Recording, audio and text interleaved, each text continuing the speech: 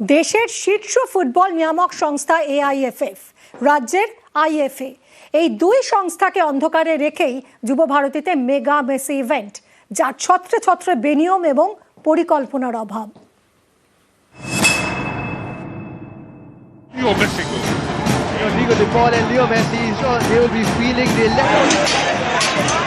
Football বিশ্বের সব থেকে বড় তারকাকে নিয়ে মেগা ইভেন্ট, অথচ সেটা জানানোই হয়নি দেশের শীর্ষ ফুটবল নিয়ামক সংস্থা এআইএফএফ কে এবং রাজ্যের আইএফএ কে। এই দুই সংস্থাকে অন্ধকারে রেখেই যুবভারতী স্টেডিয়ামে আয়োজন করা হয় লিওনেল মেসির অনুষ্ঠানের, যা ঘিরে হয় নজিরবিহীন বিশৃঙ্খলা। এই খেলোয়াড়দের আনার একটা প্রোটোকল থাকে, কি কি ইন্টারন্যাশনাল বিধিনিষেধ আছে এগুলো সব দেওয়া থাকে, এর কোনোটাই মানা হয়নি। এই ঘটনাটা বাধা হয়ে দাঁড়াবে বড় কোনো ইন্টারন্যাশনাল ম্যাচ করার ক্ষেত্রে, বড় বাধা দেবে। এই পুরো ব্যাপারটাই কিন্তু আইএফএ এর কোনো মতামত চাওয়া হয়নি, কোথাও থেকে আইএফএ কে কোনো কিছু জানানো হয়নি, পুরোটা আইএফএ কে ডার্কে রেখে করা।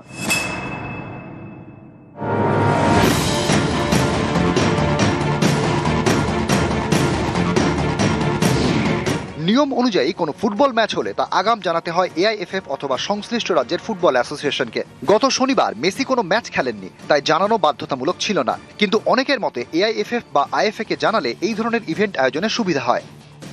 আইএফএ একেবারেই জড়িত ছিল না, আইএফএ কে কোনো গুরুত্বই দেওয়া হয়নি। যাই হোক, এটা একটা ব্যক্তিগত ব্যবসায়িক উদ্যোগ। এরকম মেসি মতো একজন তারকা যার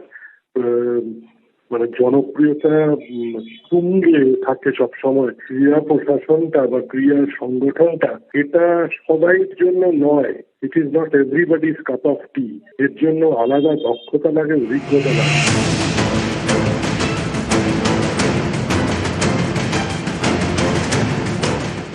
এর আগে রাজ্যে মেসি এবং মারাদোনাকে নিয়ে আসার পিছনে যিনি সেই ক্রীড়া উদ্যোক্তা ভাস্কর গোস্বামীর বক্তব্য, সবাইকে আগে থেকে জানিয়ে রাখলে কাজ করতে সুবিধা হয়।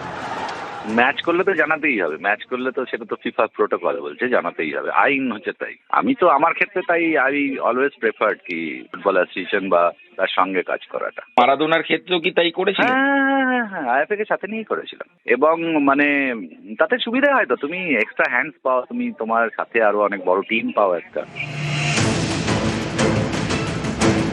এত বড় মাপের ইভেন্ট, সেটারই ছত্রে ছত্রে অব্যবস্থা এবং পরিকল্পনার অভাব। মেসি যখন মাঠে তখন তাকে ঘিরে ভিড়ে ভিড়।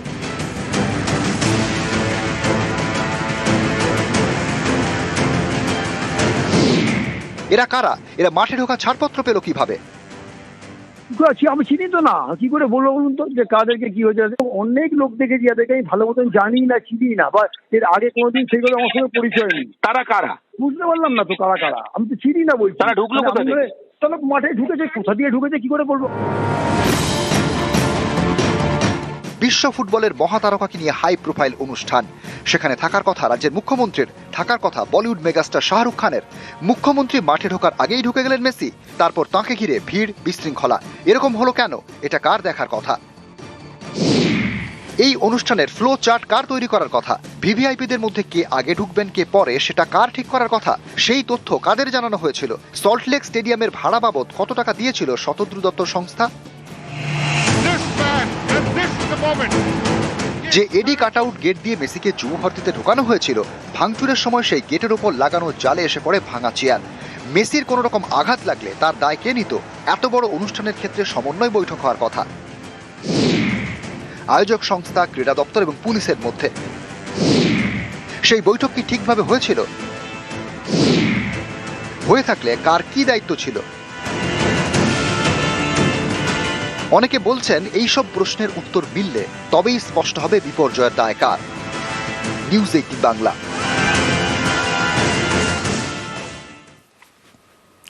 ফুটবল ভালোবাসেন, খেলা দেখতে ভালোবাসেন, মেসিকে দেখতে না পেয়ে উত্তেজনার বশে যুব ভারতী ক্রীড়াঙ্গনে ভাঙচুর চালিয়েছেন, তারাই এখন হাজতে।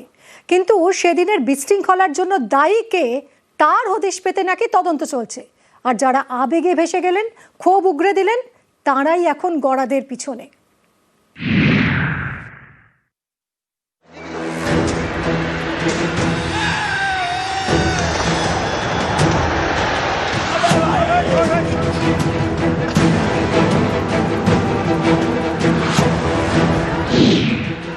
শনিবার মেসি ইভেন্টের 35,000 টিকিট বিক্রি হয় অনলাইনে।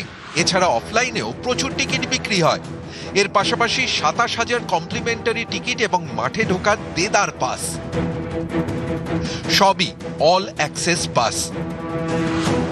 একেবারে মেসির কাছে পর্যন্ত পৌঁছে যাওয়ার ছাড়পত্র। এর ফল মাঠের মধ্যে লিওনেল মেসিকে ঘিরে ভিড় এবং বিশৃঙ্খলা।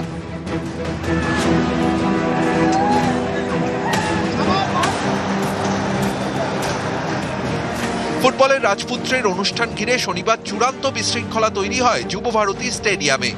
হাজার হাজার টাকা দিয়ে টিকিট কেটেও লিওনেল মেসিকে এক ঝলকও দেখতে পাননি দর্শক। মাঠে মেসিকে ঘিরে সারাক্ষণই ছিল সেলফি তোলার ভিড়। শেষ পর্যন্ত নির্ধারিত সময়ের আগেই যুবভারতী ছেড়ে বেরিয়ে যান লিও। এই ঘটনায় অনুষ্ঠানের মূল উদ্যোক্তা শতদ্রু দত্তকে গ্রেফতার করা হয়েছে। আর মেসিকে দেখতে না পেয়ে বিক্ষোভ দেখানো, স্টেডিয়ামে ভাঙচুরের ঘটনায় গ্রেফতার একাধিক। বাসুদেব দাস, সঞ্জয় দাস, অভিজিৎ দাস, শুভ্রপ্রতিম দে, গৌরব বসু। পুলিশের দাবি, স্টেডিয়ামের ভিতরে ভাঙচুরের ফুটেজ দেখে অভিযুক্তদের শনাক্ত করেছে তারা। বাকিদের চিহ্নিত করার প্রক্রিয়া চলছে, যদিও পুলিশের দাবি মানতে চাননি অভিযুক্তদের আইনজীবী। উনি দামি টিকিট কেটে এখানে এসেছি খেলা দেখতে, কিন্তু আমাকে উল্টে এই কেসে ফাঁসিয়ে দেওয়া হলো। পুলিশ বলছে যে সিসিটিভি ফুটেজ দেখে গ্রেপ্তার করা হয়েছে, কিন্তু কোর্টে সেরকম কোনো প্রমাণ দিতে পারে। পুলিশ খালি জেসি প্রেয়ার করেছে, কোনো পিসি রিমান্ড করেনি। এমনি ভালো ছেলে, হ্যাঁ খেলাধুলা খেলতেও ভালোবাসে, খেলাধুলা করে, এইসবই। ওই নেশা আছে খেলার, ওই জন্যই খেলা দেখতে গেছে। না না না না, সেরকম কিছু তো মনে হয় না। ফুটবল ভালোবাসেন, খেলা দেখতে ভালোবাসেন, উত্তেজনার বশে ভাঙচুর চালিয়েছেন, তারাই এখন হাজতে। কিন্তু সেদিনের বিশৃঙ্খলার জন্য দায়ী কে, তার হদিশ পেতে নাকি তদন্ত চলছে। আর যারা আবেগে ভেসে গেলেন, ক্ষোভ উগড়ে দিলেন, তারাই এখন কড়াদের পিছনে। নিউজ 18 বাংলা। যুবভারতীতে মেসি শো। অভিযোগ, শনিবার সেই অনুষ্ঠানে চড়া দামে জল বিক্রি হয়। 20 টাকার জল বিক্রি হয় 200 টাকায়। অভিযোগ, 30 লক্ষ টাকায় এই জল বিক্রির বরাত পান কলকাতার এক ব্যক্তি। তিনি নাকি আবার সেই দায়িত্ব দেন গুজরাটের একটা সংস্থাকে। মেসিকে দেখতে না পেয়ে সেই জলের বোতলই মাঠে ছড়ে ক্ষুব্ধ জনতা।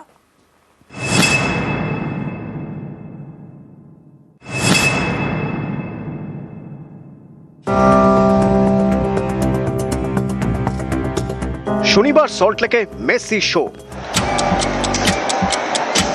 সেই অনুষ্ঠানে চূড়ান্ত বিশৃঙ্খলা। মাঠের মধ্যে মেসিকে ঘিরে ভিড়, ফলে স্টেডিয়াম থেকে মেসিকে সেভাবে দেখাই যায়নি। এর জেরেই যুব ভারতীতে তাণ্ডব। মাঠে দেদার ছোড়া হয় জলের বোতল। অভিযোগ, স্টেডিয়ামে জলের বোতল চড়া দামে বিক্রি করা হয়। 20 টাকার জলের বোতল 200 টাকায়।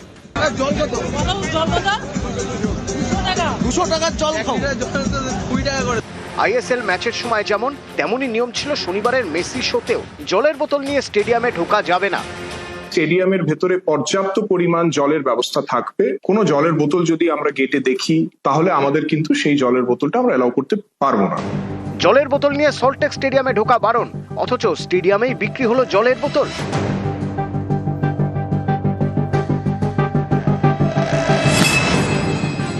জানা গিয়েছে 30 লক্ষ টাকায় স্টেডিয়ামে জল বিক্রির বরাত পান কলকাতার এক ব্যক্তি। তিনি নাকি সেই জল বিক্রির দায়িত্ব দেন গুজরাতের একটি সংস্থাকে। সংস্থার মালিকের নাম নমিশ পাটেল। मालिक का नाम क्या है? निवेश पाटिल। कहाँ का? गुजरात।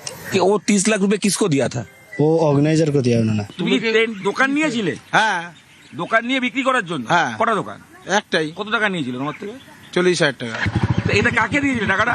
ওই তো বলছি তো খোকন, যাও না, ধরলে ওকে ধরো না। স্টেডিয়ামে এভাবে জল বিক্রির অনুমতি তাহলে দিল কে? ফুটবল মাঠে তো জল বিক্রি হয় না, সেখানে টেন্ডার ডেকে নাকি মানে 30 লক্ষ টাকা দিয়ে জল এক্স্যাক্টলি, এটা তো আমার কোনো ক্লু নেই আমার কাছে। আমাদের ফুডের পারমিশন আমরা চেয়েছিলাম। পুলিশ জানিয়ে দিয়েছিল স্টেডিয়ামে জলের বোতল নিয়ে ঢোকা যাবে না। আয়োজকদের দাবি স্টেডিয়ামে জল বিক্রির অনুমতি তারা পুলিশের থেকে পায়নি। আবার যারা স্টেডিয়ামে জল বিক্রি করেছেন তাদের দাবি 30 লক্ষ টাকায় বরাত পেয়েছেন। তাহলে জল বিক্রির এই বরাত দিল কে? প্রশ্ন হচ্ছে, জল যখন বিনামূল্যেই দেওয়া হচ্ছিল এবং কাপে করে দেওয়া হচ্ছিল, জলের বোতল বিক্রির অনুমতি এলো কোথা থেকে? কে টেন্ডার ডাকলেন? কে টেন্ডারের মাধ্যমে 30 লক্ষ টাকায় বরাত দিয়ে দিলেন? বিক্ষোভের প্রথম আজ ছিল জলের বোতল ছুঁড়ে মারা মাঠে। এই বোতলগুলো কোথা থেকে আসলো? প্রশ্ন অনেক, উত্তর খুঁজছে প্রশাসন। ক্যামেরায় অসিতের সাথে ইরন রায় বর্মন, নিউজ 18 বাংলা। যুব ভারতের বিশৃঙ্খলায় 3টে জনস্বার্থ মামলা, হাইকোর্টে জনস্বার্থ মামলা শুভেন্দু অধিকারীর, হাইকোর্টের নজরদারিতে তদন্তের আবেদন, জনস্বার্থ মামলা আরও 2 আইনজীবীর। পুলিশ তদন্ত করবে না। 20 টাকার বোতল 200 টাকায় বেচেছে, 10 টাকার চিপস 100 টাকায়, সব অরূপ আর সুজিতের লোকেরা। পুলিশ এদের ধরবে নাকি? পুলিশের হাতে তদন্ত রাখা যাবে না, ওই জন্যই হাইকোর্টে গেছি। যুব ভারতে এই প্রসঙ্গে শুভেন্দু অধিকারী বলেন যে পুলিশ তদন্ত করবে না। 20 টাকার বোতল 200 টাকায় বেচেছে, 10 টাকার চিপস বেচেছে 100 টাকায়, এই নিয়ে অভিযোগ তুলেছেন শুভেন্দু অধিকারী। এদিকে মাঠের ভিড়ে অদেখা মেসি, সাধারণ দর্শকদের স্বপ্ন ভঙ্গ যুব ভারতীতে। ম্যানেজমেন্ট নিয়ে প্রশ্ন প্রাক্তন ফুটবলারদের।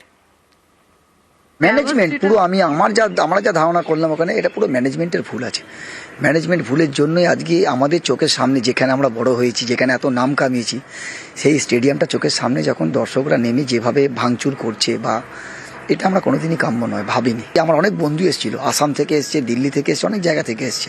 তারা যখন তাদের বাচ্চাকে নিয়ে মেসিকে এক ঝলক দেখতে পায়নি, তাদের যে রাগ, তাদের যে ক্ষোভ, তারা পুরো উগড়ে দিয়েছে মাঠের উপরে। অ্যাটলিস্ট আমার মনে হয় যদি একটা চক্কর যদি এরকম হুটখোলা গাড়িতে বা যে কোনো একটা গাড়িতে বসিয়ে, যেরকম আমরা সুনীলকে দেখলাম, ছেত্রীকে, তেন্ডুলকারে যখন দেখলাম, যখন নিজের জার্সি দিচ্ছে, কোনো ডিস্টার্বনেস নেই পাশে, ও বাচ্চাদের সঙ্গে বল মারছে, আমরা তো এটা আশা করেছিলাম। হেন কোনো লোক নেই যে ওকে 1 সেকেন্ডের জন্য তাকে ছাড়েনি। দেখো, ফার্স্ট লাস্ট আমি দেখেছি মেসিকে যেখানে ড্রপ করেছে, আমার মনে হয় যেখানে ড্রপ করেছে সেখানে ড্রপ করা উচিত হয়নি। ওখানে সানরুফ ছিল গাড়িতে যদি ওনাকে একটা ল্যাব বা 2টো ল্যাব করিয়ে দিতেন, হয়তো এই ঘটনা ঘটতো না। আর তারপরে যে ঘটনাটা হয়েছে সেটা খুব লজ্জাজনক ঘটনা। মানে এরম ভাবে এত লোক দেখতে এসেছিল যাদের চোখে জল পড়েছে, আমার মনে হয় এটা কাম্য নয়, এটা আমার মনে হয় অ্যাকসেপ্টেবল না। ও এসছে লোক পাবলিক দেখার জন্য, পাবলিক ওকে দেখবে, ও পাবলিকদের দেখবে, কিন্তু যা ওখানে ক্যাওয়াস হয়েছিল আমার মনে হয় এটা হওয়া উচিত হয়নি। কাকে কাকে দোষারোপ করবেন? দোষারোপ আমরা নিজেকে যদি আমরা ঠিক না করতে পারি, প্রলোভন যদি না ছাড়তে পারি, তাহলে এই ঘটনা বারবার ঘটবে। আমার বেশি জিনিসে মনে হয়েছিল যেটা হয়তো প্ল্যানিংটা, হয়তো ওদের প্ল্যান ছিল বাট এক্সিকিউশনের অভাব ছিল। মেসি শুধু সেলিব্রিটি হয়, মেসি যখন এসছে তার জন্য আরো অনেক বেশি প্রোটোকল মেনটেন করা উচিত ছিল। বিকজ তাকে ঘিরে এত মানুষ ছিল যে আমরা মাঠে দাঁড়িয়েই আমাদের কাছ থেকে মেসিকে দেখা খুব অসুবিধা একটা বিষয় ছিল। আর যারা স্টেডিয়ামে রয়েছে তাদের জন্য ডিফিকাল্ট, কারণ ওদের দূর থেকে তারা মেসিকে দেখতে পাচ্ছে এবং দেখতেও পায়নি। ইনফ্যাক্ট একটা মানুষের একটা ঢল দেখতে পেয়েছে যার মধ্যে মেসি নিজের ছোটখাটো চেহারা, আরো ডিফিকাল্ট। দায়ী সবাইকে নিতে হবে দায়টাকে, বাট অর্গানাইজ আরো ভালোভাবে হতে পারতো এবং সব থেকে বড় প্ল্যানিং থাকলে এক্সিকিউশনে বড় প্রবলেম ছিল। সবচেয়ে মাইনাস পয়েন্ট হয়ে গেছে যে মেসিকে কিন্তু হুটখোলা জিবে ঘোরালে কিন্তু এই গন্ডগোলটা হতো না। মাঠে তো বোতল নিয়ে যাওয়া বারণ ছিল, সেই বোতলগুলো কি করে পুলিশ থাকার পরে, আমি জানি না এরকম কলকাতা মাঠে এসছে ডার্বি ম্যাচে কত বেশি ভিড় হয়। কলকাতাকে জানি না এরকম আগে কোনো দিন হয়েছে কিনা, এরকম কুলসিত করার কোনো মানে হয় না। কারণ প্রথম কোশ্চেন হলো মেসিকে যদি 15-20 মিনিটও দেখতে পারতো পাবলিক, মেসি এর আগেও তো এসছিল, কিন্তু এই উচ্ছৃঙ্খলাটা কিন্তু হয়নি। সেটা কলকাতায় হয়েছে এবং এদের সময় হয়েছে 14 বছর আগে। দূষণে দমবন্ধের মতো পরিস্থিতি দিল্লিতে। রাজধানীর কিছু এলাকার একিউআই তো 450 পেরিয়ে গিয়েছে, জারি হয়েছে অরেঞ্জ অ্যালার্ট। এমনই পরিস্থিতিতে দিল্লিতে মেসি শো।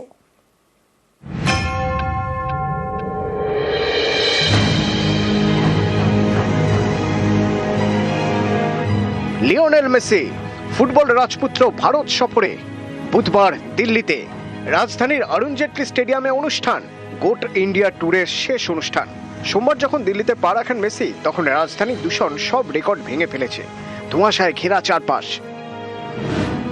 দিল্লির কিছু এলাকার একিউআই 450 পেরিয়ে গিয়েছে, জারি অরেঞ্জ অ্যালার্ট। রাজধানীতে পণ্যবাহী গাড়ি ঢোকা বন্ধ, বন্ধ নির্মাণ কাজ, বহু অফিস চলছে ভার্চুয়ালি। বিশেষজ্ঞরা বলছেন এখন দিল্লিতে নিঃশ্বাস নেওয়া দিনে 27টি সিগারেট খাওয়ার সমান। প্রবল ধোঁয়াশার জেরে বিমান থেকে ট্রেন সবই চলছে দেরিতে। দূষণের এই দাপটের মধ্যেই দিল্লির ময়দানে মেসি, যা ফুটবলের মহাতারকার স্বাস্থ্যের পক্ষে ঝুঁকিপূর্ণ বলেই মত অনেকের। অতীতে দীর্ঘ সময় ধরে বিশেষ একটি রোগের চিকিৎসা করাতে হয়েছে লিওকে। 11 বছর বয়সে গ্রোথ হরমোন ডেফিসিয়েন্সি ধরা পড়ে মেসির।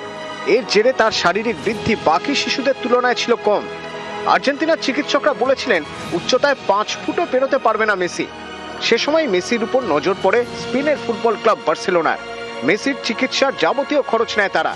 সপরিবারে মেসি চলে যান বার্সেলোনায়। 13 বছর বয়স থেকে মেসি বার্সেলোনার ইউথ একাডেমির লা মাসিয়ায়। সেই মেসি এখন অনেকের চোখেই goat, greatest of all time. শনিবার থেকে ভারত সফরে। এদিন দিল্লিতে দিল জিতে নিলেন লিও, কিন্তু রাজধানীর ভয়ঙ্কর দূষণ তার স্বাস্থ্যের পক্ষে ঝুঁকিপূর্ণ বলেই মত অনেকে। নিউজ 18 বাংলা।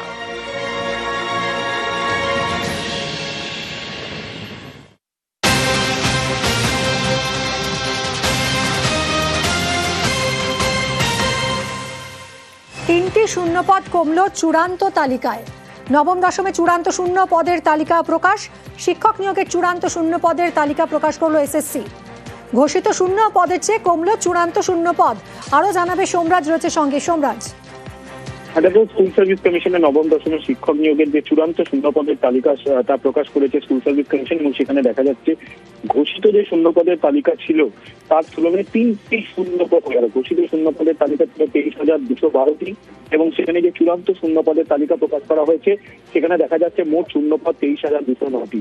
তুমি জানো যে স্কুল সার্ভিস কমিশন ইতিমধ্যে নবম দশমের শিক্ষক নিয়োগের ইন্টারভিউয়ের তালিকা প্রকাশ করেছে, এবং সেখানেই দেখা যাচ্ছে বাংলা বিষয়ে শূন্য পদ রয়েছে 3,024টি, ইংরেজিতে 3,336টি, ইতিহাসে রয়েছে 2,148টি, ভূগোলে রয়েছে 1,839টি, অঙ্কতে রয়েছে 3,922টি, জীবন বিজ্ঞানে রয়েছে 3,910টি, এবং ভৌত বিজ্ঞানে রয়েছে 4,352টি। মোট 23,209টি শূন্যপদ, এবং এই শূন্যপদের জন্যই এবার এসএসসি ইন্টারভিউ প্রক্রিয়া, তাদের ভেরিফিকেশন প্রক্রিয়া শুরু করবে। এই ভেরিফিকেশন প্রক্রিয়া শুরু হবে ডিসেম্বরের শেষ সপ্তাহ থেকে। ধন্যবাদ।